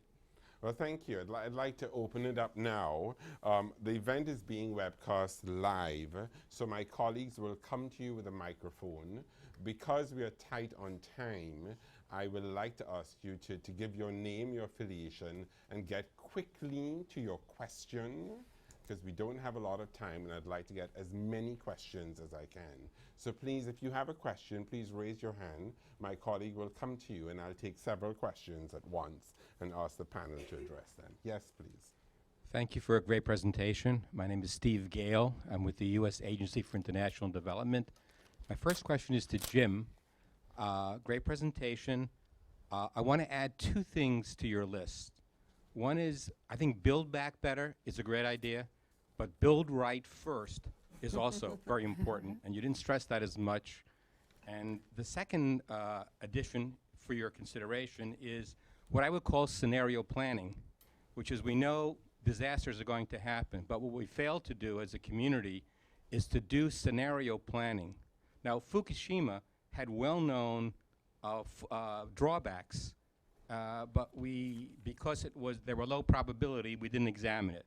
And everyone knows that Katrina was a disaster awaiting. So to add to your good ideas, I think build right first and do more scenario planning to look at low probability, high impact events. Thank you. Thank you. Yes, please, gentleman here. My name is Erwin Villigrim with iSciences Corporation and the University of Maryland, Baltimore County. And just to add to that, Mr. Scheer, one of the areas where I think we have a lack of investment that can really address many of the issues that the panel has talked about here, we have a need for a global geospatial information system that uses good map data, not just socially identified or developed data, crowdsourced data, but good map data that goes all the way down to the ground, but is prioritized in areas where we know there's going to be problems. We know where disasters occur. We know where we have good data versus bad data. We need a program that is going to build out the data sets and the tools that will help governments respond populations react, NGOs get in there and identify or target resources and their capabilities to specific locations. It's an issue I've been following for, I don't know, 7 years, and the number of failures. And I mean, over this last 7 years, we've had the technology, just not the programs to pull it together and coordinate it. And I know there's a number of agencies working on it, but this is an area where I think we could gain huge, huge benefits. And I'm happy to talk to anybody about it that's interested in it. Thank you. Yes, please. Thanks. I'm Andrew Deutz with the Nature Conservancy and a veteran of that climate change ghetto that you described. But I'm also, in some parts, I live in this schizophrenic world where I work on the SDG process. Also been involved in the Sendai process and in the UNFCCC discussions. One of the challenges I see is that each one of them is almost its own policy domain and ghetto, right? You've got a certain international policy framework, a certain set of donor interests, a certain set of bureaucracies in the developing countries and the developed countries.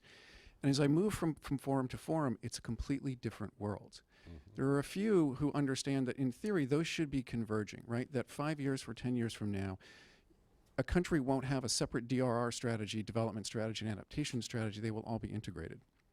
But my question to you is, how do we get to that point, given all the bureaucratic hurdles, that actually begin to align the funding flows, the planning, and the operationalization across those domains so that I actually get something that makes sense for countries?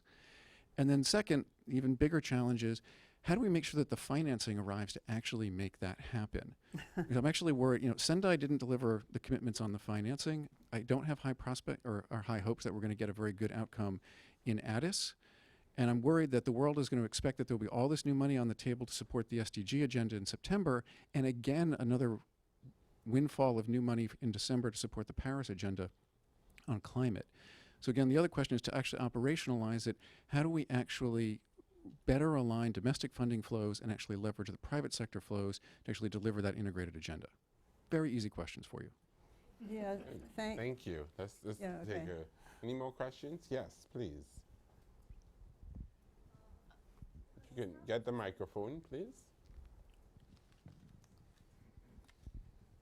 Добрый день, Казахстан, Общественный фонд Казахстан Innovations, Мария Мабиш. Вопрос такой.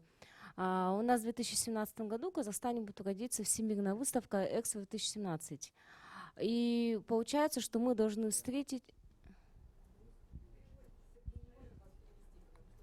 That would be helpful. Нет переводчика? Yes, that would be helpful. So we'll have your question and then the interpreter. I'll translate. Yes. Is she finished with her question? Мария Мабишева, Казахстан. Общественный фонд Казахстан Innovation. В My name is 2017 Mariam Abisheva. I'm from Kazakhstan and I represent the organization Kazakhstan Innovation.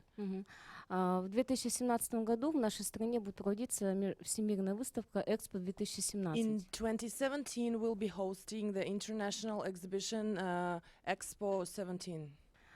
Ее тематика — энергия будущего. And the main theme is the energy of the future. Нашей стране предстоит встретить примерно 5 миллионов представителей иностранных делегаций. So our country is looking forward to host more than 5 million of international guests. В нашей стране еще, наверное, не было такого опыта встречи такого количества людей, иностранных делегаций. So Поэтому сейчас... it will be the first time when we'll be meeting so many people from other countries. Поэтому стоит вопрос о обучении наших волонтеров, потому что это у нас тоже не совсем развито в стране. So now we are crucially interested in training and educating our volunteers because it will Либо be our first привлечение ваших волонтеров experience. для обучения наших. И второй вопрос. Казахстан сейчас активно закупает альтернативные источники энергии, но... So the second question is that now Kazakhstan is actively buying and taking in the alternative energy sources. Но стоит вопрос об обслуживании. But now the question is in maintaining this Об energy обслуживании, sources да, и правильном использовании. and the operation of очень this, the волонтеров. correct, the functioning operation of these sources. Okay, good. Thank you. Yes, please. Thanks. My name is Mike Hess, former assistant administrator at USAID. and working on some of the issues with Jim in the past. Number of you talked about pooled funding, and we've seen some successes in that. But how do we get there? None of us have talked about, and we rarely do in these fora, about how do we break down the rice bowls and the appropriation log jams, because and to get to those, there have been a number of requests for pooled fundings. None of them have passed through the Congress. And how would you approach this? Because a number of you have dealt with it. And how do we break down these barriers and actually get this pooled funding accomplished? Okay, great. All right. Yes, so quickly at the back.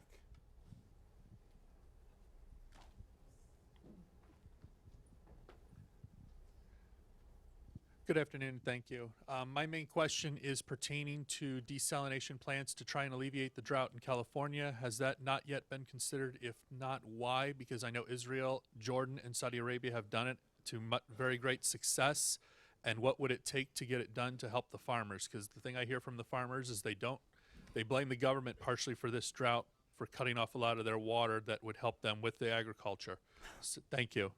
Okay, great. So we have a nice range of questions from building right first, scenario planning, the use of geospatial information systems as decision-making tools, thinking about these different global processes and recognizing that there isn't always consistency from forum to forum. What are the bureaucratic hurdles? How can we overcome them? What are the implications for financing? How do we really operationalize this? I think associated with that is questions around pooled funding. How do we really get there? What are ideas around that? Thinking about an international exhibit on energy for the future, training volunteers. Any ideas or suggestions on what would be important for training volunteers? Thinking about alternative energy sources. How do we continue to make that operational beyond an initial startup? And then the question from California, desalinization in California. Any thoughts or reactions? So, Alice, can we start with you? And you can tackle one or all of the above. Thank you for your questions. I'm going to just touch on two things. I'm sure the other panelists will want to add to some of these questions. I agree that this problem of pooled funding is really at the crux of it. Everybody can talk about doing it, but if you don't have the money to do it, you can't. And then the follow-on issue is then, well, that's not going to even be enough. So how are we going to deal with these issues? I mean, two things. I mean, I don't think that this is, going to tell you anything you don't already know, but I mean, it has to be donor-driven to begin with. And I think that, as you know, we've seen success with some of the resiliency programs in West Africa and East Africa because there was political will within USAID to drive the resilience agenda. Now, that has been picked up upon by the executive order for climate resilient development. And I don't know, that's not going to come with new funding, but when the political will comes from within USAID and from ECHO or DFID, whoever the funder may be, your people will meet whatever the contract asks for. They'll do that. And I think you've been able to do that, and I think we just need to figure out how to do that more and better. And that gets me to my second point, is we need to demonstrate where we're getting results. I think there's been a lot of skepticism about resilience. I come now from a humanitarian background where humanitarians really don't like that word. They feel like they're being, okay, it's enough that we have to respond to all these emergencies, and now you're asking us to address all these pre-existing problems from failed development. What can we do? But I will say that I do think that I believe in resilience as a concept, and I believe that where you can start to demonstrate results and why it saves money, then you can go to the appropriators. And it's the same for disaster risk reduction, and I just don't know, it's a psychological problem there because people will not invest in disaster risk reduction because it's hard to show results. You can't say, oh, well, there were this many lives that could have, that would have been lost, but weren't. I mean, it's really hard to show impact from disaster risk reduction, and even attempts by the bank and other to calculate, $1 invested in disaster risk reduction can save you $7 in economic costs. aren't really quite accurate, right? So I think we need to have results, and then I think we really need to educate Congress. I think that finally I'll say, because we have a lot of panels there, one last thing is, unfortunately, there are politics around climate change in this country and elsewhere, and it has really set us back on doing things that are about climate change, and they're about a lot of other things. But I think a lot of this is about terminology. I mean, if anything is called climate funding, what happens? It's off, okay? So it's a matter of word searching. So resilience, I don't know if that's going to be more palatable to some appropriators, but I think we need to talk about the co-benefits. There are so many co-benefits of empowering women, right? Okay, all you need to do is make it about women's empowerment, and then you'll have the co-benefit of climate resilience, et cetera. So I think we need to think about getting out of our environmental, and no offense, but I mean, I have more luck going up to Congress now that I work for Refugees International than when I worked at Earth Justice. I mean, more people talk to me. So it's just a matter of where you're coming from. Right. So these are the ways that we have to kind of work around the system. Very quickly, I take very much the suggestions put out on scenario development on build well first. Building codes are huge. They are absolutely huge. And if you look at recent seismic disasters and compare and contrast impacts relative to the availability, the implementation and enforcement of building codes, I think there's a very strong correlation there. Also on the geospatial side, I spent a lot of time trying to get NEMA back in the day to give us some good maps of this country X or country Y where we didn't actually know. And then tactical imagery was hugely significant in certain disaster venues, and now with global positioning and crowdsourcing, there's even more opportunities. So I think this is an important one. On pooled funding, there are some pilot programs out there, not so much within the climate change or disaster risk reduction area, but on the security assistance side. It is a challenge, as you alluded to, Mike. And by the way, a big shout out to our former assistant administrator for all he did, including in Kosovo when he was activated as a U.S. Army Reserve Colonel, as I recall. Wow. So, but there are issues with appropriators and with the oversight committees and by the way, if it's pooled and I'm contributing, do I play if I pay? That's an issue as well there. So I'll leave it at that, but thank you very much for some interesting comments and questions. Okay, well, the two questions that I think I know a little bit about would require a lot of time to talk about, but let me very, very quickly on desalination. There are all these techniques. They tend to be very energy intensive. I know they're getting better at that. The single biggest consumer of energy in the state of California is moving water around the state. I think, of course, we have to look at the supply side, but we should also look at the demand side. If you don't look at both of them, you're just accepting this. It's a prescription for disaster. So we've got to do both. These organizations that seem to be not well coordinated, actually, oddly, I'm going to argue maybe there should be even more. I think what I'm sort of arguing against is this sort of top-down approach to everything, that somehow you get instructions from the top and then it all works out, it all filters down, and everybody salutes and does what they're supposed to do. But we know, looking at the history of the long, decades-long history of international environmental agreements, that has not really worked very well in a lot of cases. There are a few exceptions, Montreal, and you can argue why that's worked, but a lot of the other things haven't worked very well. And there's studies in the mid-90s by Edith Brown-Wise and Harold Jacobson, another one by a bunch of people out of YASA in Austria, and the Shays, Tony and Abe Shea's, you know, there are a bunch of studies that really raise questions about whether we should be trying to tackle problems that way. And with a problem this critical, we just have to throw everything in the mix, because if you just head down one road and it dead ends, then you have to double back and start all over again. So I'm arguing for a lot of different fora and a lot of different ways of talking about these problems. Thank you. Karen, any thoughts? No. No? You're good? Ted? I don't think. I mean, I think we volunteers on the ground thinking about the technology, and using data on the ground.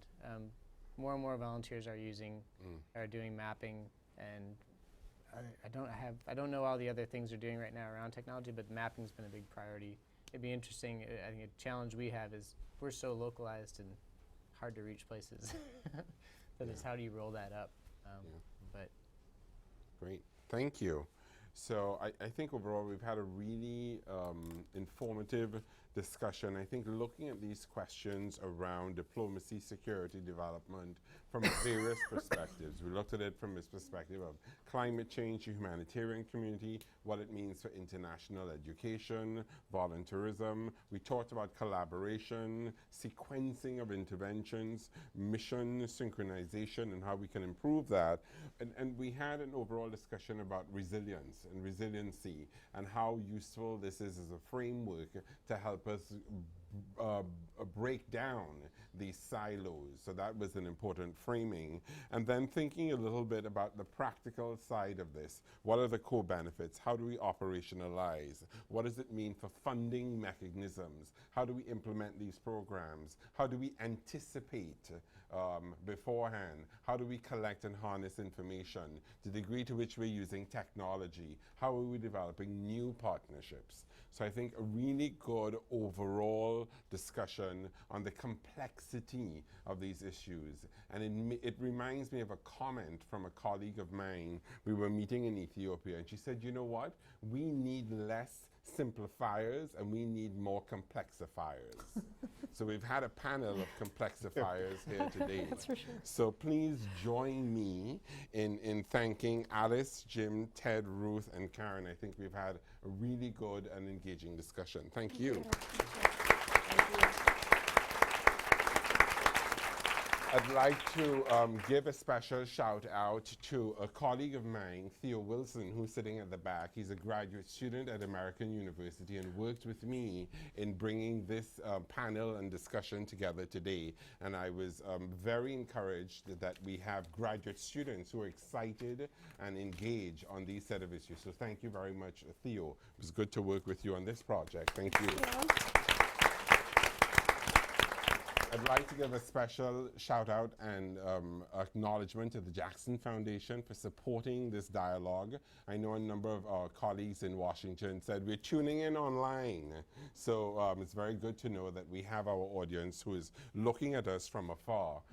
Here at the Wilson Center, I would encourage you to have a look at us on our website, wilsoncenter.org, and our blog, New Security Beat. The PowerPoint presentations will all be there, and we will write up a summary of the discussion that we've had today, so you're able to come back to that. And the recording of our discussion today will also be there. So we encourage you to have a look at that at newsecuritybeat.org. And please, these are issues that we continue to be committed to at the Wilson Center, and we welcome opportunities for further dialogue and to think about where we can go next in this work. So please reach out to me, engage, and think about ideas for us to continue this kind of work together. Thank you. It's great to have such a good turnout today.